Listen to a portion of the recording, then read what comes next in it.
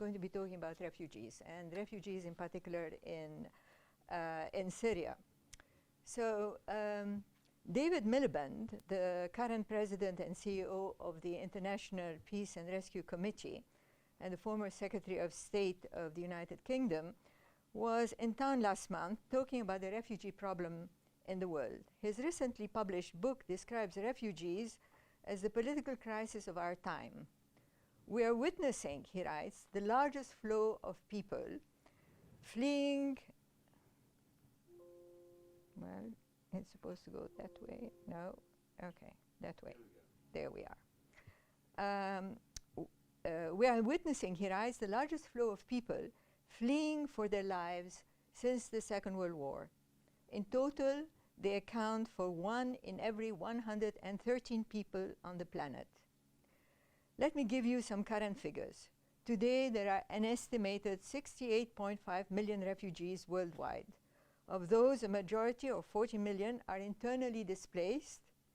The other 25.4 million are seeking a safe haven elsewhere. Only 19.9 million are under the UNHCR oversight, which means that another 5.5 million people are unregistered and unaccounted for. Approximately half of these refugees under the UNHCR mandate, that is about 10 million people, are under the age of 18. And about half of those do not have access either to primary or to secondary school. This represents a crisis for millions of children, for millions of children, said the UN High Commissioner for Refugees. Refugee education is sorely neglected when it is one of the few opportunities we have to transform and build the next generation so they can change the fortunes of the tens of millions of forcibly displaced people globally. The worst refugee crisis, by far, is the Syrian one. And for this presentation, I will focus on the Syrian crisis. I think, no. According to the aid agency World Vision, the Syrian refugee crisis is the largest refugee and displacement crisis of our time. There are 5.6 million Syrian refugees in Turkey, Lebanon, Jordan, Iraq, and Egypt, and that is not to mention those who are in Germany, in Europe, in Greece, and elsewhere. An estimated half of this refugee population is under 18. Some of these Syrian refugee children living in these Middle Eastern countries have been integrated into their school system. The children in Turkey, however, have had to learn to speak another language and use a different alphabet. In spite of the help to refugees, Turkey has not been able to integrate as many as 40% of the 3.5 million of these children into its formal education. Host countries have tried to assist the refugee children by enrolling them in second shifts at schools, in late afternoons and early evenings. But barriers such as child labor, enrollment requirements, language impediments, and the lack of affordable transport have kept children out of classrooms.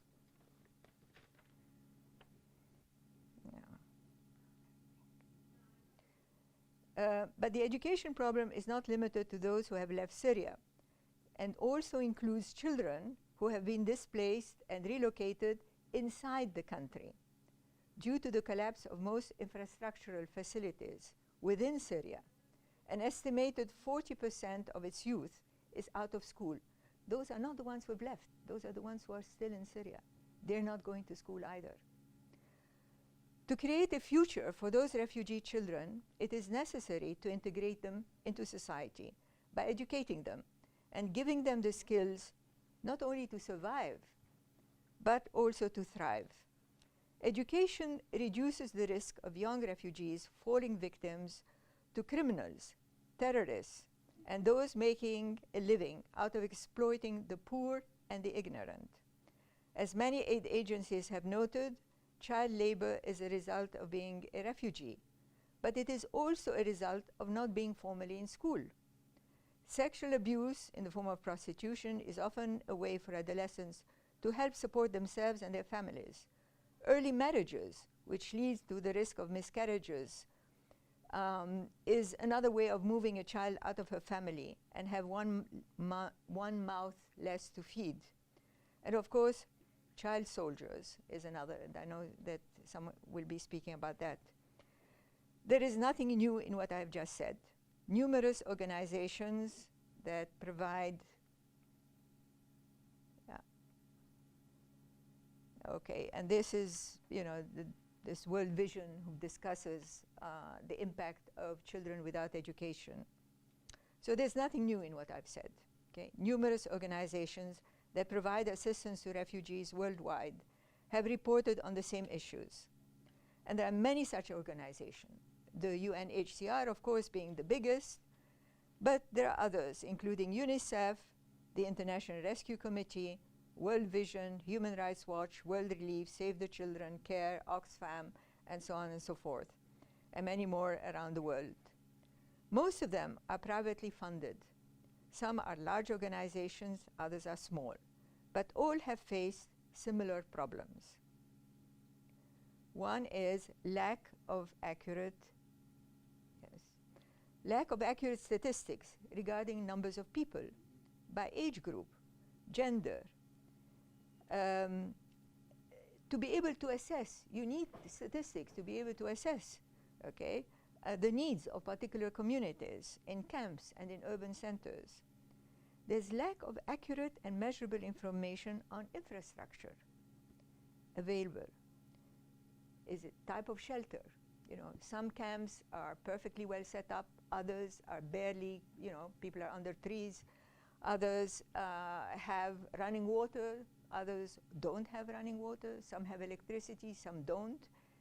There is not enough information concerning those, the refugees. So it's difficult to help.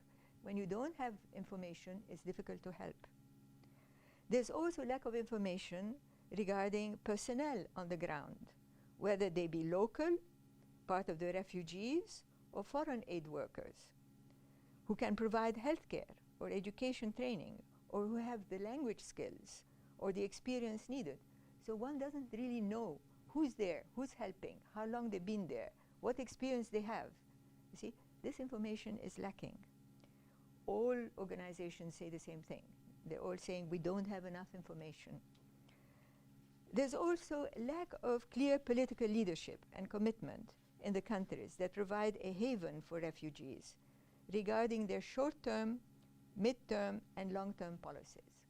I mean, those kids, okay, are in refugee camps in Turkey, in Egypt, in Lebanon, in Jordan, Greece, and elsewhere. But what are the policies of the countries themselves? How do they see those camps? Is it, okay, we'll keep them for 6 months and then we'll kick them out? We'll put them back on boats and send them off? Are we going to keep them and they're going then to join an army? Turkey is thinking of doing that with some of the Syrian refugees. Okay, we educate them, put them in the army and send them off, you know, to conquer territory in Syria and elsewhere. So what is the policies of the government? That's not clear either.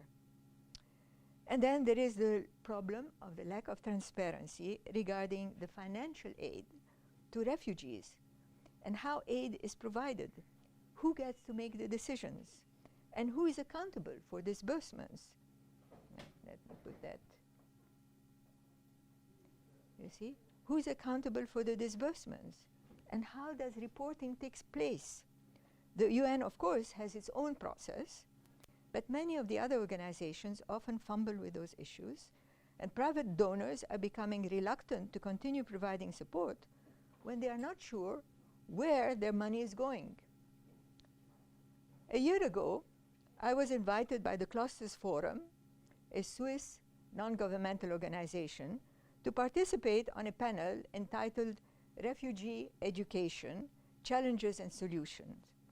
The panel took place in Davos during the World Economic Forum, whose overall theme was creating a shared future in a fractured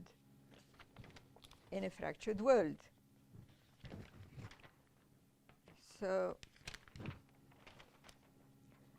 some of the participants on the panel, and later in the discussions, pointed to many of the challenges faced by those trying to assist with the education of refugee children.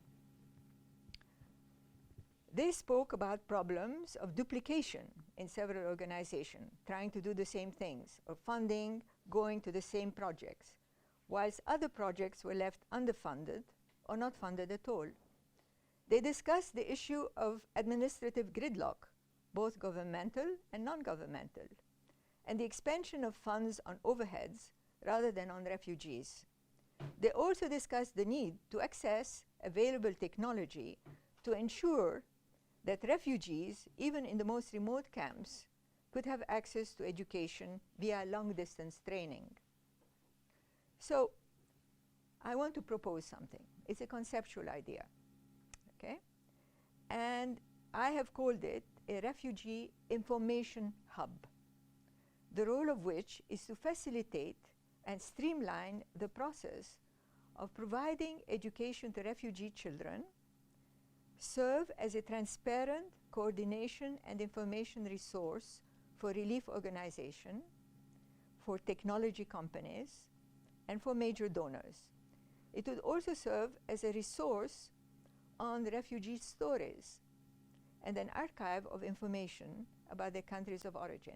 You have to think of kids, okay? They've been wrenched out of their countries. They're plonked into some other country in a camp, okay? They grow up there with very little information and education.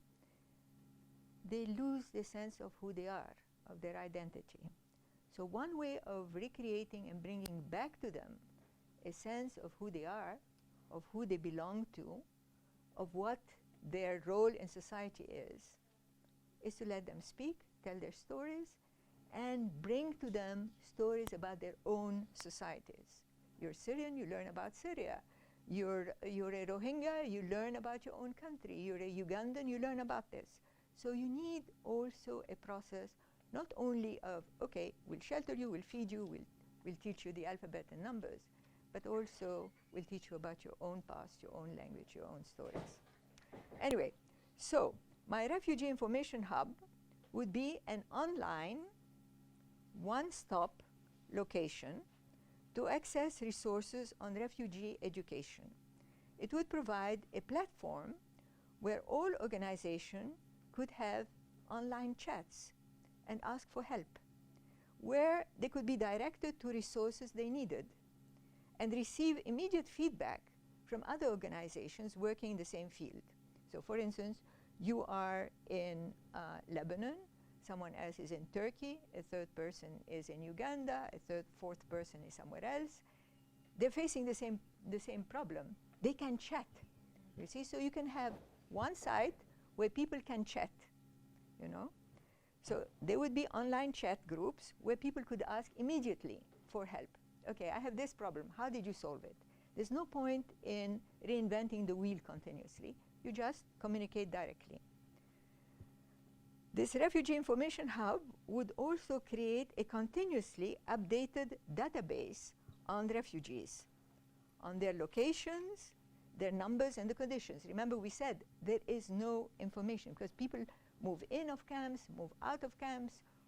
People come with large groups, and then they disperse. So the idea is that this database will be continuously updated. You're sitting in Lebanon, you can send in the information. Okay, today we had 500 new people who moved into that camp. Okay, there are 20 families, 200 children. We know immediately, the information would be coming in. It's an updated database that would bring in the information. The third thing that this Refugee Information Hub would have educational materials and curricula in different format and different languages, which could be used successfully to teach refugee children in one location and would be minimally adjusted to another. In Switzerland last year, there was Microsoft was there, and they said, hey, we have the technology. We can do long distance training. Teachers are there. They're available in every corner of the world, willing to help freely. They don't know how. That hub would make it possible, okay, for people to be able to contact the camps, to teach. And when I'm saying teaching, I don't merely mean A, B, C, and D, and 2 and 2 make 4. I mean training people to be able to meet the needs, the needs of modern technology, to know how to communicate through modern technology, to be able to immediately, be able to apply the skills that they're learning. And that can be done. The technology is available. Not only is it available, but the companies want to help. They just don't know how and where to go and how to do it. So the fourth thing would be make communication technologies use transfer distance learning as well as on-site education available, and bring in teachers from all around the region who would be willing to teach for free. This is not a money thing. This is, the information is there, the goodwill is there, people are there with the information. On long distance teaching has been done, is being done all over the world. So everything is there. It's just pulling it together. And what I'm saying is that a hub can be created anywhere in the world. It could be in Washington, D.C., it could be in London, it could be in Beirut, it could be anywhere. But it's a hub where different organizations that have different means, okay, can communicate online in a hub. So it needs a home, and perhaps, a dozen people working to be in touch with people on the ground, with people in communication with the technology companies that are willing to do, with teachers, and communicate there. It could be done. The Refugee Information Hub would also create a database for educational reports. Okay, again, we don't want to reinvent the wheel again and again. The reports are available. The UNHCR reports, the UNICEF reports, the UNRWA reports you want to check to get some information, the reports are there. You just put them in one place. Just be able to access them. So it's a hub that would contain information about how and what to do. It would contain links to communication companies with the technology to do it. It would contain links to people on the ground bringing in information, sending information, updating the information on the camps, on the personnel, on the needs. Okay, we need supplies for books. It can also be used beyond education. I'm focusing on education because that's what I know best. But it could be used for health. It could be used for housing. It could be used for shelter. It could be used for any other thing. It's a source of information. It's a way of coordinating this, because now what we have is a lot of money is going in one place, nothing is going somewhere else. People are moving in one place and other places have no one to help. Refugees are moving from place to place and we don't know where they're going. Okay? There's no one to monitor them. We don't know also how to reach certain people, okay? Because of the roads, because of security issues. If you have a continuously updated database, you would know where to go, when to go, how to communicate to people, and what to do. It's not that money is lacking. There is plenty of money. It's only how it is directed. That's all. It's not that there is no money. Of course, countries are giving money. Donors are giving money. But where is it going? How is it being spent? There needs to be accountability as well. Okay? I mean, I read some absolutely horrific reports about where the money is going. I mean, some parts of Italy, the mafia is sitting there and, getting rich, whilst the boat people are barely eking a living. Italy has been giving money. EU has been giving the money, okay? But it's going in the wrong place.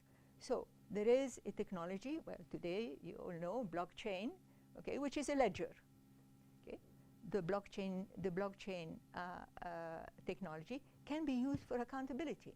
Once you put in the money, you see where the money is going and to whom it's going, okay? So there is a ledger. It should be transparent, because if not, it's total waste. There's a huge amount of corruption that's going on, okay? So what you need is a transparent database to account and to coordinate the various efforts of many, many, many people who are trying to help as much as they can. So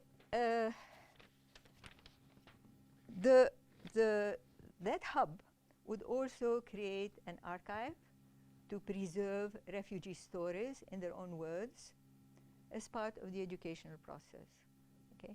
You need to keep people's identity, who they are, what they are, okay? To better help refugees, we must better understand them in their own words, rather than, you know, sort of tell them what they need to do. Their education should not be dissociated from their own refugee experience, but seen as a response to their needs, as they define their needs. The memories of the survivors should be recorded also, in order to help people find out what happened to their relatives and loved ones. This is another thing.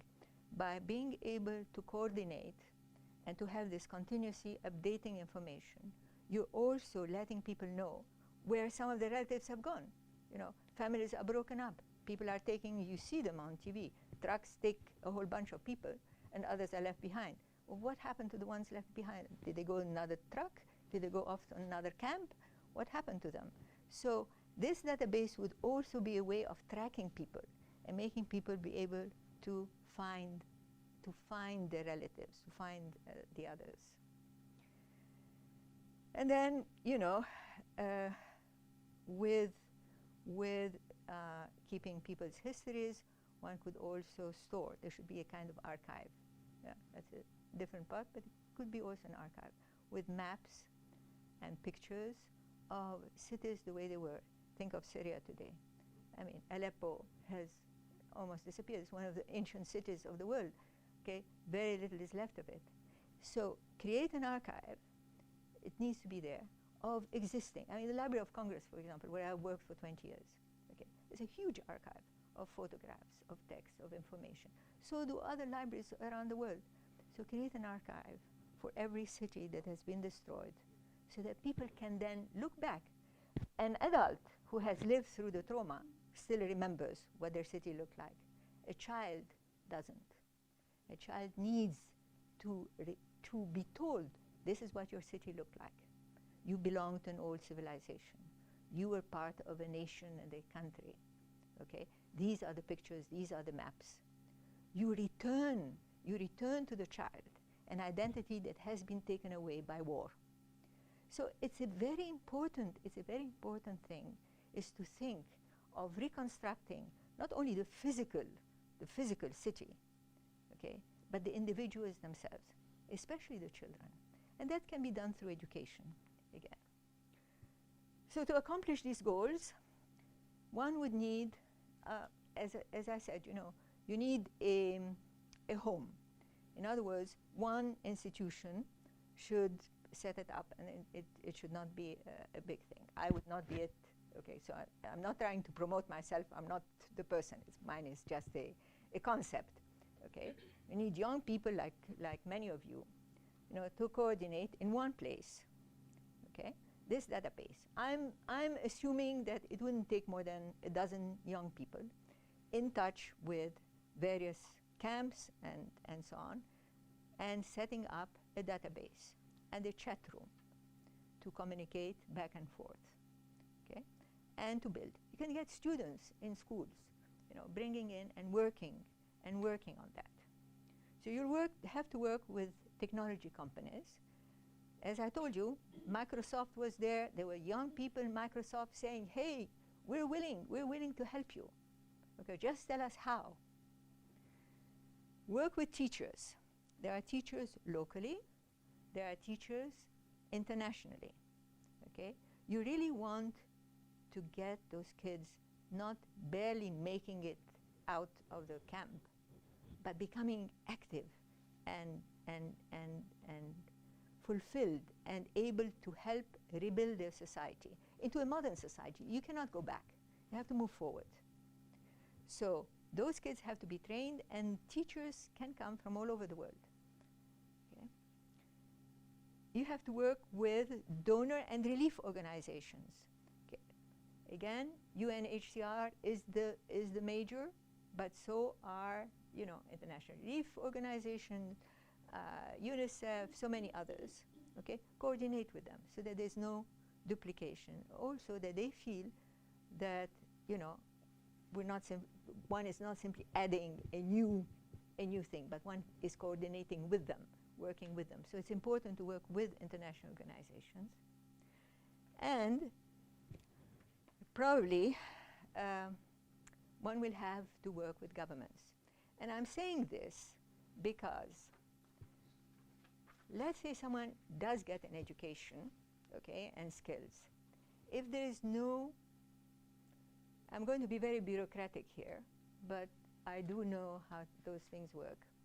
If there's no accreditation, in other words, if your degree is not recognized, okay, you won't get a job, okay? No, you have to have finished these degrees.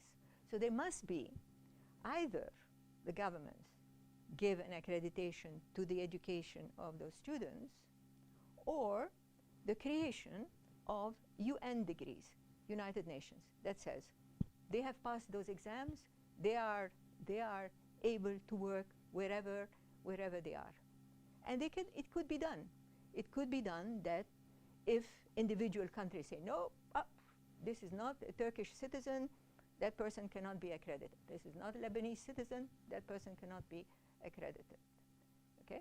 Then you say, okay, that person has a UN degree, is a citizen of the world. That degree should be recognized by everyone, so that that person who has acquired, the kid who has acquired those skills, can then is then able to move from one place to another and actually work. So working with governments or with the UN or both to get that education recognized, so that the skills can be officially can be applied without creating even more difficulties. And it is urgent because kids are growing. And think about it, year after year. It's been what, 9 years in Syria? And I'm taking Syria as an example, but Syria is not the only country. Okay, it is the one with the biggest problem today. But there are the Afghan refugees, okay, Iraqi refugees, Rohingyas, Ugandans, name them, Nigerians, absolutely, okay, all over. So what I'm saying about one group, okay, is applicable to others. It is not just exclusive, but it is urgent. Those children are growing year after year after year. It's a very short period of time. Childhood is a very small, short period of time. And what they're missing is forever. So I'm stopping here. I don't know if it's a very cheerful idea, but I'm just trying to plant the seed for those of you who can, who would think about it. I've talked to a couple of refugee organizations who are interested, but you know, bureaucracy takes its time. Well, you know, we have to go in and see, etc. But it is not an impossible task, and it is not one that is demanding of any funding in particular. It just needs a house, a home. That's all. So I stop here. Thank you. Thank you for listening. And I think there are other speakers. The one on children soldiers. No? I thought that was the panel. Yes, yes, sure, absolutely. Yes, George St. Andrews. Okay. I very much agree with what you say about the need for a hub like this, and your with what you say about education generally. What about the issue, though, of what use these young people will be able to make of their education after they finish their courses? I mean, obviously, access to labor markets is a real problem. Access to employment has real problems.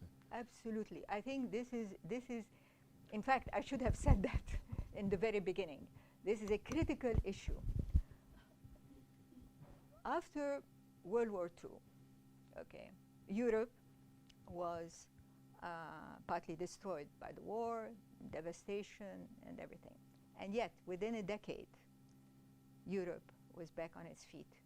The cities were rebuilt, the economies were put back in shape, and Europe was functioning. Because the Marshall Plan, but it's not the Marshall Plan. It's the people who did it, the people who rebuild their cities. It's the people who rebuild their schools, their hospitals, their economies, and so on. And they did that because they were educated, because they had the skills.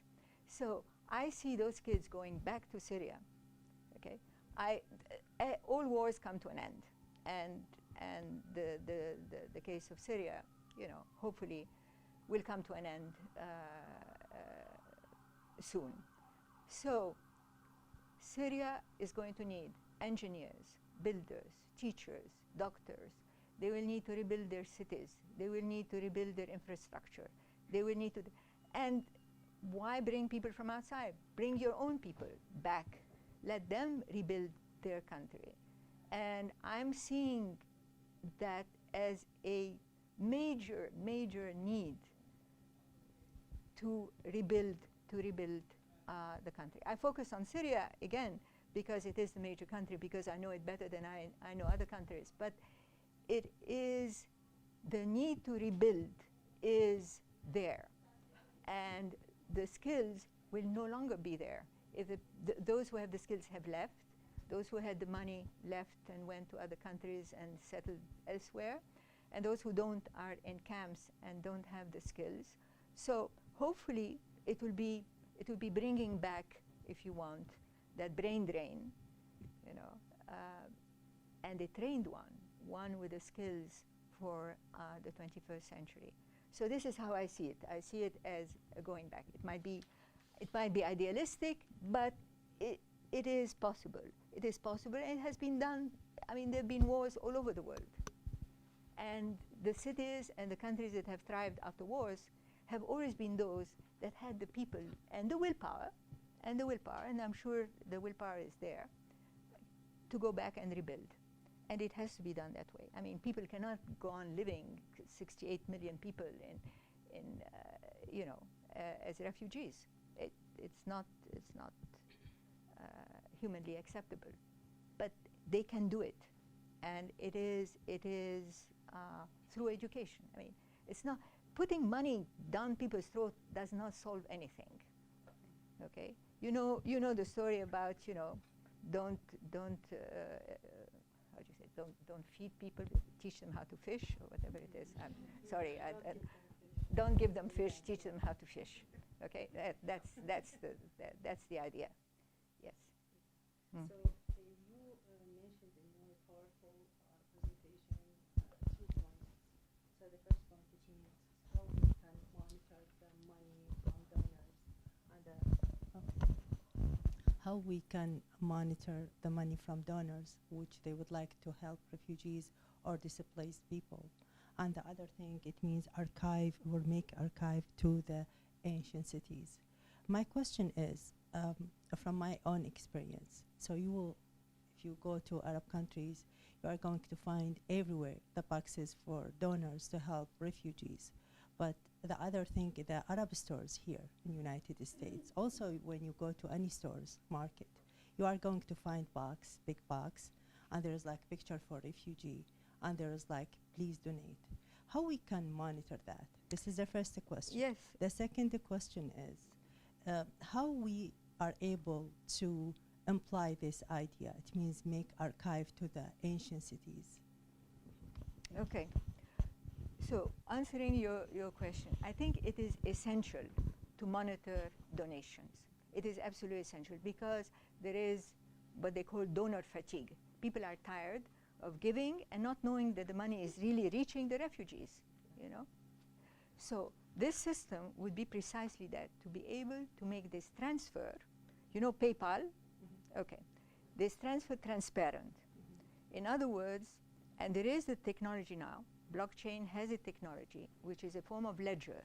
You put in the money for a particular purpose, the person who gets it is also put in that ledger, okay, and it's online and it's transparent and anyone can go in and see that you have put in that amount, that amount was for that purpose, and that amount has reached that person, okay? So the technology, which is a blockchain technology, exists already. It's a ledger which is online, which is transparent, and which anyone can find, okay?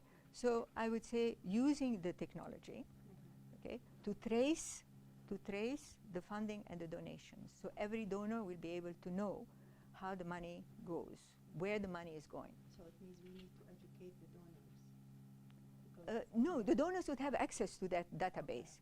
In other words, that database, that hub, okay, would be open to the donors, to the refugee people on the ground, to the teachers, to everyone.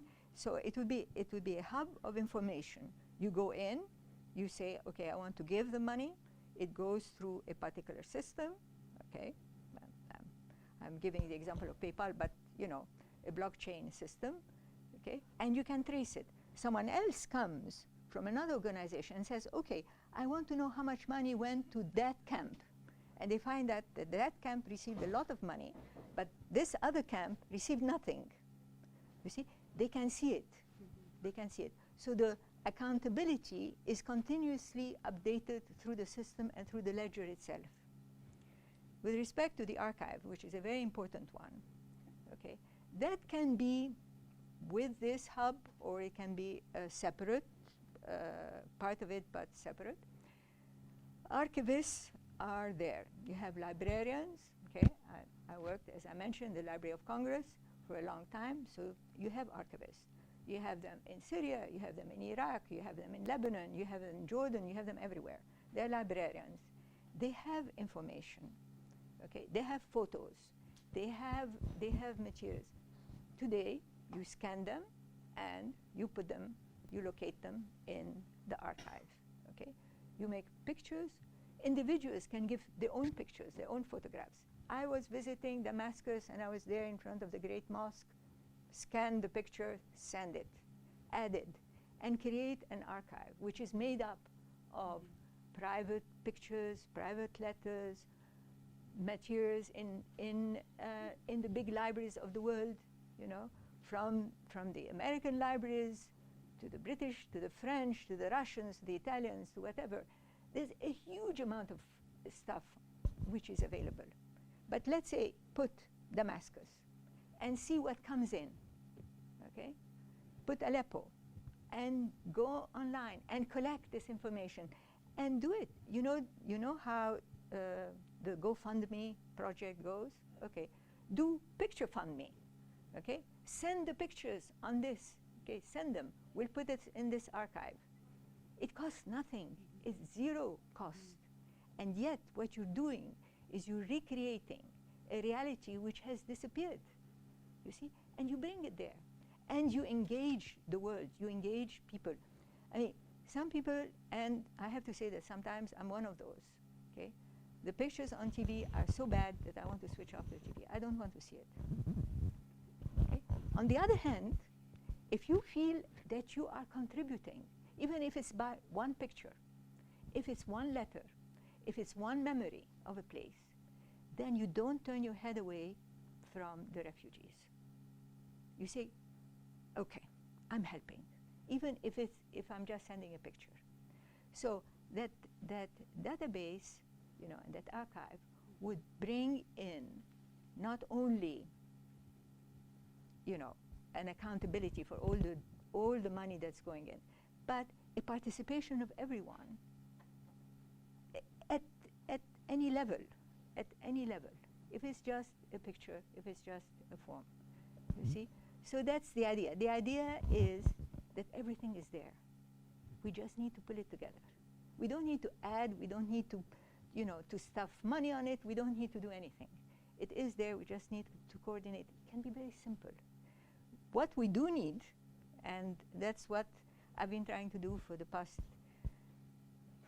almost 18 months, has been to find one organization. Okay, it could be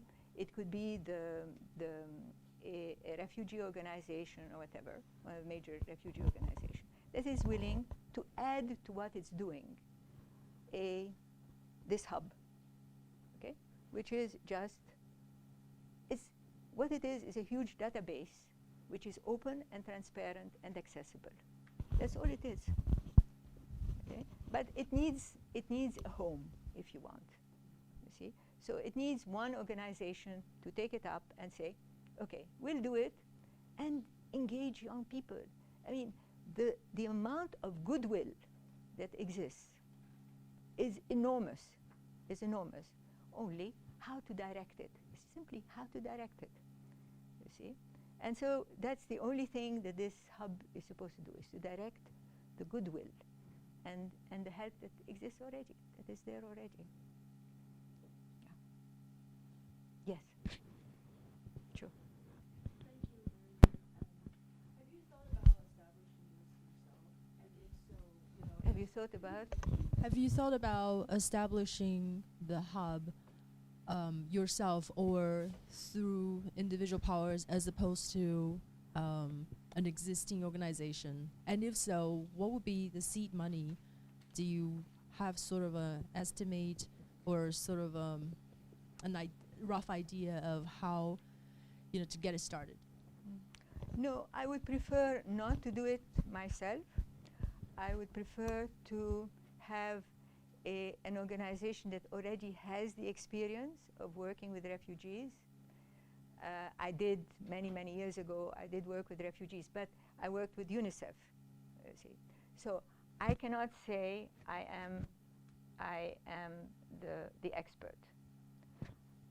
I am aware of what is being done by others, and I'd rather it be established in an organization that already exists and that is willing to do it.